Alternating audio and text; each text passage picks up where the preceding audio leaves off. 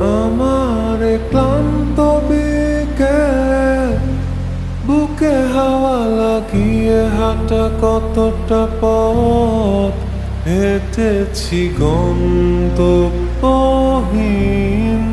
চেনায় শহরের গলি। তোদের মাঝে যখন থাকি আমি, পৃথিবী তখন আপন লাগে। তোরা ভুলে যাস না কখনো আমাদের বন্ধুত্ব রঙিন।